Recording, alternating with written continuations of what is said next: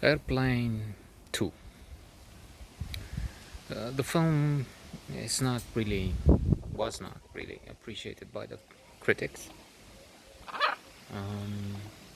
which have considered that the sequel is much worse than the first. But then one of the chroniclers, Variety was it, said something like, but then the problem is you had first Airplane 1, I mean, because it was so good. This is part of the problem. And then you have to apply one of the rules of positive psychology, of one of the happiness rules. Lower your expectations. When you come expecting something as good as the mesmerizing first, then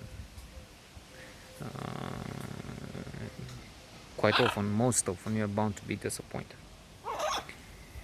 Eric Bana, the Australian actor, appears to have said these days, with the quarantine back again in Victoria State of Australia, that sequels are always worse or something like that. There is some humor to a lot of it borrowed from the first, and then it will not age well, I guess, because, for instance, there is a scene wherein a woman is hysterical, and there's a long line of people coming to help support her. But what they mean by that is they kick her, they slap her, shake her seriously. So in an age when there's the Me Too movement, and we have to face the abuse of men for generations throughout history, really, that's going to calm down less well. Then there's also this other character, a woman who says basically, well, the plane is going down. In this case, it's a shuttle, something much more sophisticated going into space, as opposed to the first one. It was just a mere airplane. And so they have trouble. The fear is they're all going to die. She says, because this is going to happen. I've never been with a man, so I know it's not in the best circumstances because they're in a plane. But what do you think? So he's switching off the light where they are.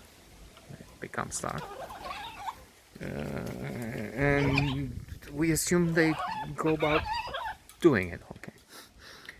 But then there's a long line of people waiting, men waiting, and to go through the same process, which, in an age of political correctness, and as I said earlier, coming to grips with what men did, other men, not yours truly. Yeah. So that's going to be interesting to see how perception will affect these films. Some of them among the best. Airplane 1 was rated with the best comedies ever made. The top 100, top 20 or so for some lists, I guess. Maybe AFI, American Film Institute. So some humor is deja vu, borrowed from the first or other movies. They even assume that, I guess, in one moment, another scene, there's the expert who's offering guidance from the ground, and he's behind him. there's a picture of him with a coffee, and at his back there's another picture of him. It's a picture within a picture within a picture, and he's again doing this like Airplane 2 is doing the mirror effect that they take jokes as the slapping. This time they slap someone in court because there's a court case. The girlfriend, lover of the hero is questioned. She has a deposition, and at one point she starts speaking about their intimacy. You know, he was so lovely. He would come and he will. I'm inventing, but I mean, it's not a quote. But I think it's along these lines. Păi fi cu minte, poate spânzuri acolo. Termină. And